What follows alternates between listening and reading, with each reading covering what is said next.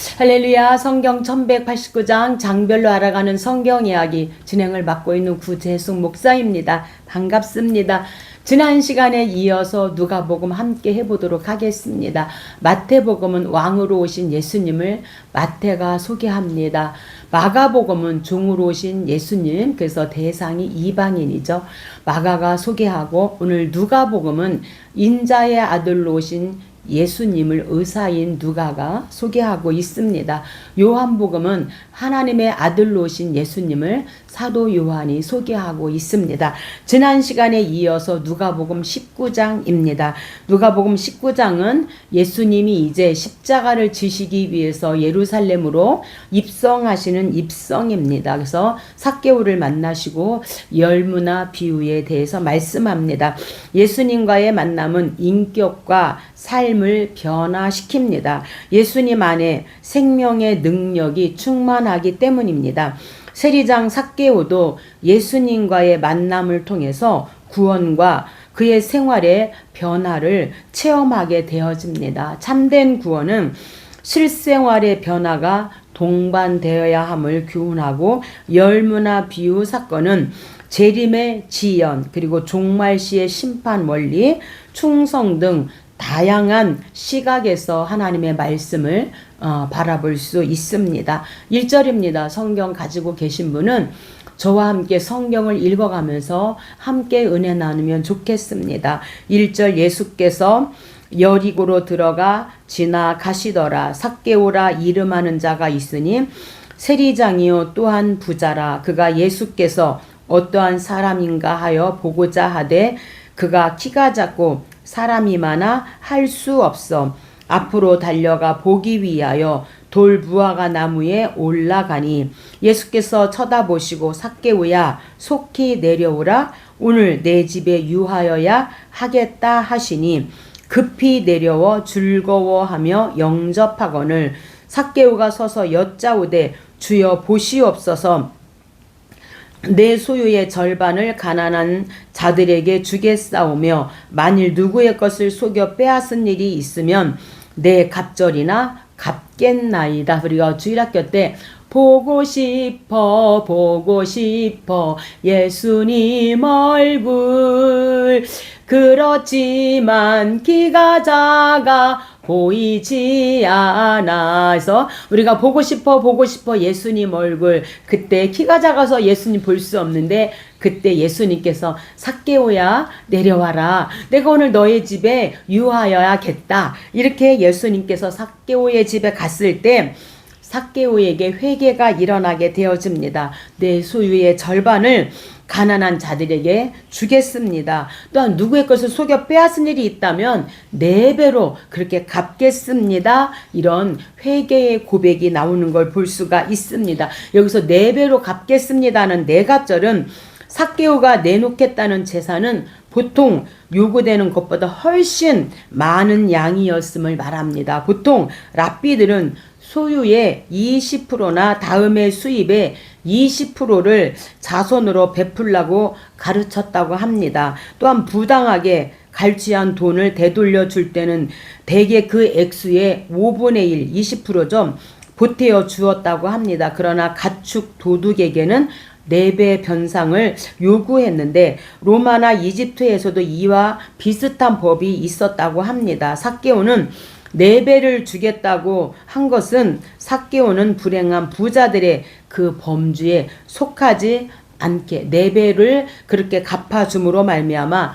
불행한 부자들의 그 범주에 속하지 않게 되어집니다. 그래서 삭개오는 예수님을 만났을 때 물질 회개가 일어난 것을 볼 수 있고, 요한 웨슬리는 호주머니가 변해야 진짜 변한 것이다, 이런 말을 했다고 합니다. 열무나 사건은 12절부터입니다. 어떤 귀인이 왕위를 받아가지고 오려고 먼 나라로 갈 때에 그 종 열을 불러 은하 열문화를 주며 내가 돌아올 때까지 장사하라. 그런데 그를 미워하여 이르되 이 사람이 우리의 왕됨을 원하지 아니하나이다 하였더라. 16절입니다. 그 첫째가 나와 이르되 주인이여 당신의 한 문화로 10문화를 남겼나이다. 주인이 이르되 착한 종이여 열고울 권세를 차지하라 하고 그 둘째가 와서 주인이여 당신의 한 문화로 5문화를 만들었나이다. 주인이 너도 5고울을 차지하라 하고 또 한 사람이 와서 이르되 주인이여 보소서 당신의 한 문화가 여기 있나이다. 내가 수건으로 쌓아두었나이다. 21절입니다. 이는 당신이 엄한 사람인 것을 내가 무서워함이라. 주인이 이르되 악한 종아 내가 내 말로 너를 심판하노니 내 돈을 은행에 맡기지 아니하였느냐? 그리하였으면 내가 와서 그 이자와 함께 그 돈을 찾았으리라. 그래서 이 문화는요 노동자의 일당, 그래서 한 데나리온이었고 100데나리온이 한 문화입니다. 그래서 마태는 달란트를 주었다고 말하고 있는데 마태복음 25장이죠. 대체로 60문화가 한 달란트였습니다. 한 문화는 100데나리온이고 한 데나리온 약 노동자 7만원에서 10만원을 계산하면 한 700에서 1000 정도 되는 그런 액수입니다. 굉장히 큰 돈이죠. 24절입니다. 그 한 문화를 빼앗아 10문화 있는 자에게 주라 하니 무릇 있는 자는 받겠고 없는 자는 그 있는 것도 빼앗기리라. 그래서 하나님의 나라는 부익부 빈익빈의 세계입니다. 말씀에 우리가 부자 되기까지 우리가 하나님 말씀에 생명 걸고 나아가야 함을 말씀해주고 물질의 부유함을 얻으려면 또한 하나님 앞에 올바로 우리가 하나님 앞에 심고 거두는 법칙을 하면 좋을 것 같고 심음의 법칙에 따라서 우리가 하나님께서 있는 것까지도 빼앗기는 자가 있는가 하면 또한 하나님께서 더 많이 주시는 하나님의 나라의 그 법칙을 우리가 볼 수 있습니다. 그래서 무릇 있는 자는 받겠고 없는 자는 그 있는 것까지도 빼앗기리라 이렇게 말씀하고 있습니다. 28절부터는 이제 입성입니다.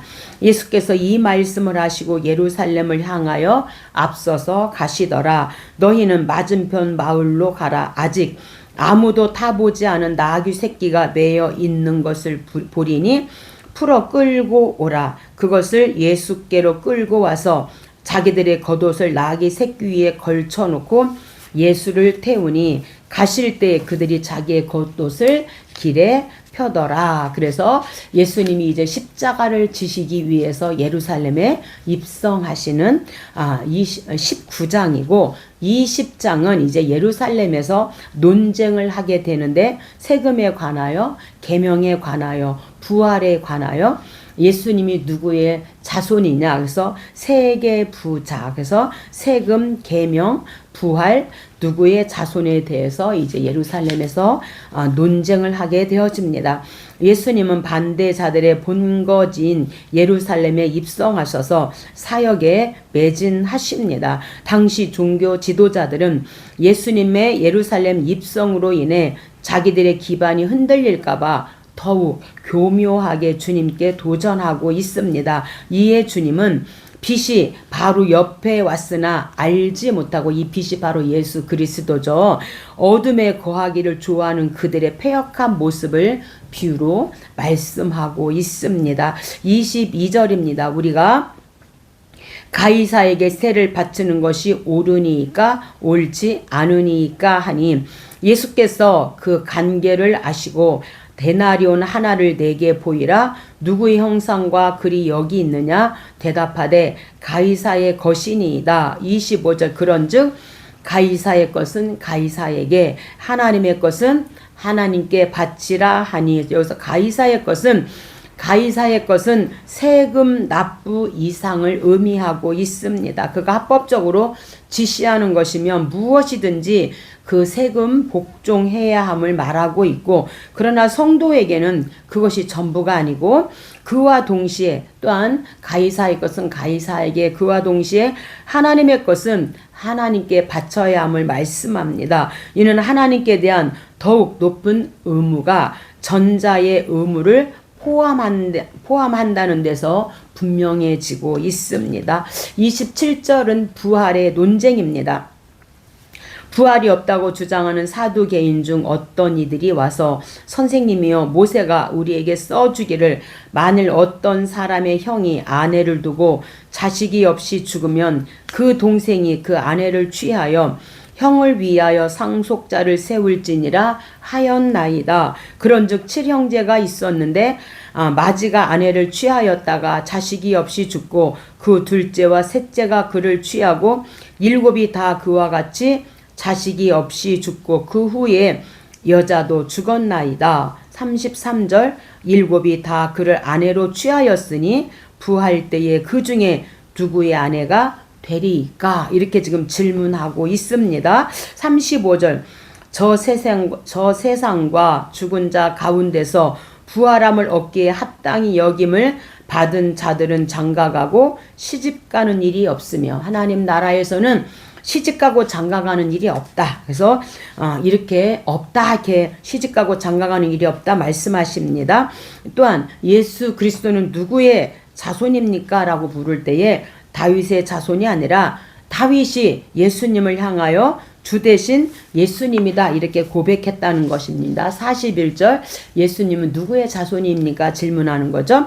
예수께서 그들에게 이르시되 사람들이 어찌하여 그리스도를 다윗의 자손이라 하느냐. 그런즉 다윗이 그리스도를 주라 칭하였으니 어찌 그의 자손이 되겠느냐. 이렇게 지금 예수님께서 답을 주십니다.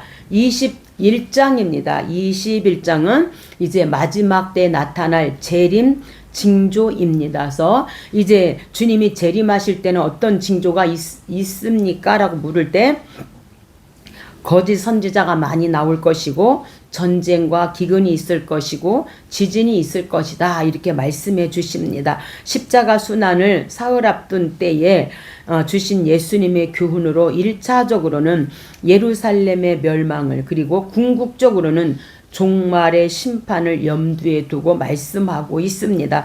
예수님의 그 종말의 시기와 현상보다는 그것에 대한 성도의 자세를 강조하고 있습니다. 종말이 임박할수록 성도는 주님의 보호를 확신하고 매사에 경성하는 자세를 견지해야 함을 우리에게 말씀해 주고 있습니다.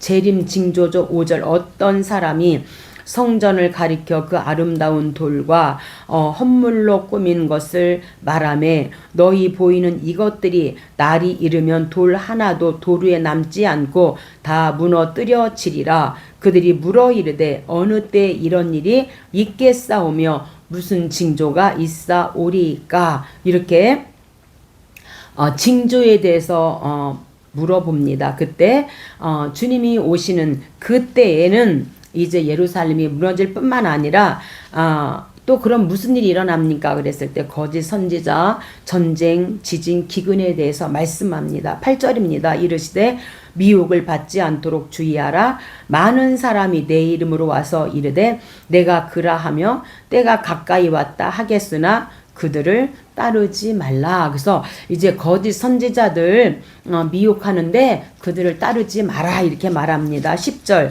또 이르시되 민족이 민족을 나라가 나라를 대적하여 일어나겠고 큰 지진과 기근과 전염병이 있겠고 또 무서운 일과 하늘로부터 큰 징조들이 있으리라. 그래서 무서운 일과 무서운 일은 하늘로부터 큰 징조와 같은 의미로서 천체에 나타날 큰 변화들이 두려움을 가져올 것을 우리에게 말씀합니다. 25절 1월 성신에는 징조가 있겠고 땅에서는 민족들이 바다와 파도의 성난 소리로 인하여 혼란한 중에 곤고하리라. 그래서 해와 달과 별들이 이런 천체들이 이상이 있을 것이다.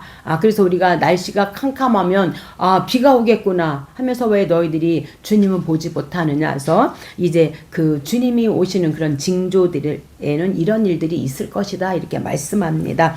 22장입니다. 22장은 이제 목요일인데 겟세만의 기도입니다.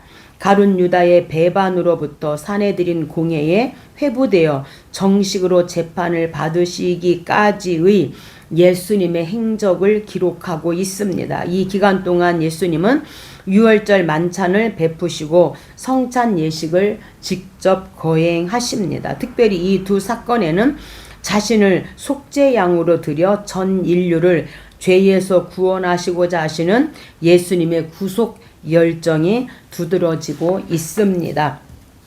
14절입니다. 때가 이르매 예수께서 사도들과 함께 앉으사 이르시되 내가 고난을 받기 전에 너희와 함께 이 유월절 먹기를 원하고 원하였노라. 그래서 예수님이 십자가를 지기 전에 이제 성만찬을 하게 되어집니다. 그래서 성만찬은 그리스도인들에게 예수 그리스도의 희생을 확실하게 체험하게 하고 또한 새 언약에 속한 하나님의 백성임을 확증하게 하고 미래의 영광스러운 희망을 또한 확신하게 해주는 것이 바로 성만찬이고 우리 주님과 연합됨을 의미하고 있습니다. 39절입니다. 예수께서 습관을 따라 감람산에 가심에 제자들도 따라갔더니 그들에게 이르시되 유혹에 빠지지 않게 기도하라 하시고 그들을 떠나 돌 던질 만큼 가서 무릎을 꿇어 기도하여 예수께서 힘쓰고 애써 더욱 간절히 기도하시니 땀방울이 떨어지는 핏방울 같이 되었더라. 그래서 이 감람산 안에 겟세마네 동산이 있는데 그곳에서 예수님은 십자가를 지시기 위해서 땀방울이 변하여 핏방울 되기까지 그렇게 힘쓰고 애써 간절히 기도하시는 것을 볼 수가 있습니다. 그래서 우리 예수님의 고난주간을 살펴보면 주일에 예수님께서 승리의 입성을 하는 것이 바로 누가복음 19장이고요. 월요일에는 성전을 정화하십니다. 비둘기 파는 자 뭐 이런 자들을 다 정화하시고 내 집은 만민이 기도하는 집이다 말씀하시죠. 화요일은 공개적으로 예루살렘 성에서 이제 예루살렘에서 논쟁과 교훈을 하게 되어지는데 논쟁이 뭡니까? 세금에 대하여 그 다음에 부활에 대하여 예수님이 누구의 자손이냐 이렇게 지금 세계 부자 계명에 대하여 이렇게 논쟁을 하고 수요일에는 침묵하십니다. 그리고 목요일에 예수님께서 유월절 만찬을 하시고 이제 감람산 겟세마네 동산에서 땀방울이 변한 핏방울 되기까지 기도하십니다. 그리고 금요일날 예수님께서 체포 당하시고 신문과 십자가 처형을 당하시게 되어지고 토요일에 무덤 안에 누워 계시고 주일 새벽에 예수님께서 죽었다가 3일 만에 부활하시는 인자의 부활입니다. 23장입니다. 23장은 바로 금요일이니까 십자가를 지시는 날입니다. 재판 후 사형을 언도받고 무덤에 장사되기까지의 기록으로 재판의 전 과정에서 선악은 극명한 대조를 이루고 있습니다. 헤롯, 빌라도 민중으로 대변되는 악인들은 무죄한 자에게 예수님이시죠. 죄를 뒤집어 씌우기에 혈안이 되어 있었습니다. 반면 예수님은 쏟아지는 비방과 핍박 속에서도 예수님의 그 십자가의 길을 묵묵히 가심으로 투철한 구속 의지를 나타내 보여주고 있습니다. 27절입니다. 또 백성과 그를 위하여 가슴을 치며 슬피 우는 여자의 큰 무리가 따라오는지라. 예수께서 돌이켜 그들을 향하여 이르시되 예루살렘의 딸들아 나를 위하여 울지 말고 너희와 너희 자녀를 위하여 울라. 날이 이르면 사람이 말하기를 그때에 사람들이 산들을 대하여 우리 위에 무너지리라 하며 작은 산들을 대하여 우리 위에 덮으라 하리라. 그래서 날이 이르면 이 날은 예루살렘의 멸망의 때를 말하고 있습니다. 그래서 예루살렘 멸망의 때가 이르게 되면 사람들은 자기의 자식들이 당하는 그 고통을 보면서 차라리 자식들을 가지지 않았으면 좋았을 것을 이렇게 생각할 정도로 극심한 고통의 상황이 벌어질 것이다 이렇게 말씀합니다. 그래서 너희 자녀를 위하여 울라 말씀하는 겁니다. 30절 말씀은 그날의 고통이 얼마나 심할 것인지를 다시 한번 묘사해 주고 그 뜻은 차라리 산이 무너져 내려 그 밑에서 생매장을 당하는 것이 힘들게 살아서 멸망의 고통을 겪는 것보다 더 낫기 때문에 사람들은 산들이 무너져 내가 그 밑에 파묻혀 버렸으면, 그래서 죽었다면 하고 생각하게 된다는 것입니다. 그래서 그 날이 얼마나, 예루살렘 멸망의 때가 얼마나 고통스러운지서 너와 내 자식들을 위하여 울어라 이렇게 말씀하고 있습니다. 33절입니다. 해골이라 하는 곳에 이르러 거기서 예수를 십자가에 못 박고 두 행악자도 그렇게 하니 하나는 우편에 하나는 좌편에 있더라. 그래서 23장은 예수님의 십자가 사건이고 마지막 24장은 예수님이 부활하시는 부활장입니다. 예수님의 무덤을 제일 먼저 찾아간 이들은 제자들이 아니라 여인들입니다. 주님께서 부활 후 엠마오 도상에서 나타나셔서 낭만과 불신앙에 빠진 제자들을 위로하시고 또한 엠마오로 가는 두 제자들에게 나타나십니다. 다시금 복음 사역에 매진할 수 있는 힘을 주시고 부활을 거듭 강조하는 최후의 말씀은 기독교 신앙의 핵심이 바로 부활임을 주지시켜주고, 어디에도 부활이라는 단어는 없고 하나님 말씀 성경책에만 우리 예수님이 우리의 죄, 나의 죄 때문에 죽었다가 3일 만에 살아나신 부활하신 사건을 오늘 24장에서 말씀해 주고 있습니다. 1절입니다. 안식 후 첫날 새벽에 이 여자들이 그 준비한 향품을 가지고 무덤에 가서 돌이 굴러 옮겨진 것을 보고 들어가니 주 예수의 시체가 보이지 아니하더라. 5절입니다. 여자들이 두려워 얼굴을 땅에 대니 두 사람이 이르되 어찌하여 살아있는 자를 죽은 자 가운데서 찾느냐? 여기 계시지 않고 살아나셨느니라. 살아나셨느니라. 아멘. 아멘. 예수님이 부활하셨어요. 내가 3일 만에 살아날 것이다. 이렇게 부활할 것이다. 이미 그렇게 나인성 과부의 그 죽은 아들을 살려주고 또 나사로를 이제 살려주면서 내가 이렇게 살아날 것을 말씀했음에도 불구하고 이들은 그 말씀을 제자들도 믿지 않았습니다. 13절은 이제 엠마오로 가는 두 제자죠. 그날에 그들 중 둘이 예루살렘에서 엠마오라 하는 마을로 가면서 이 모든 된 일을 서로 이야기하더라. 그들이 이야기하며 문의할 때 예수께서 가까이 이르러 그들과 동행하시나 그들의 눈이 가리워져서 그인 줄 알아보지 못하거늘. 그래서 항상 우리가 영적인 눈이 열릴 때 우리가 주님을 바라보고 하나님의 나라를 바라볼 수가 있습니다. 하나님 어두운 내 눈을 열어 주시옵소서. 어두운 내 귀를 주님 열어 주시옵소서. 하나님을 밝히 보고 하나님의 음성을 말씀을 통하여 듣게 하옵소서. 하나님 나의 심장을 하나님 열어 주셔서 주의 심장을 덧입혀 달라고 우리가 그렇게 주님 앞에 기도하면 좋겠습니다. 36절은 11 제자에게 나타납니다. 가룟 유다는 예수님 배반했기 때문에 11 제자이죠.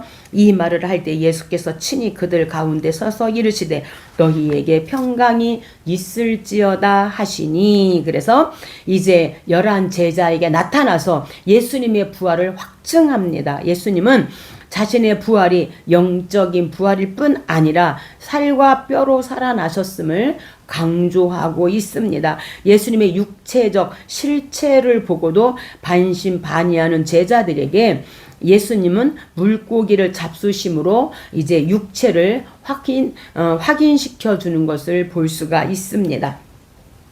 52절입니다. 그들이 그에게 경배하고 큰 기쁨으로 예루살렘에 돌아가. 그래서 예수님에게 경배했다는 것은 처음으로 누가는 예수님을 예배의 대상으로 경배했다. 예배의 대상으로 언급하고 있습니다. 부활 이후에 예수님의 신성을 강력하게 증거하고 있는 오늘 24장 부활장으로 누가복음이 맞춰졌습니다. 다음에 요한복음으로 함께 하도록 하겠습니다. 감사합니다.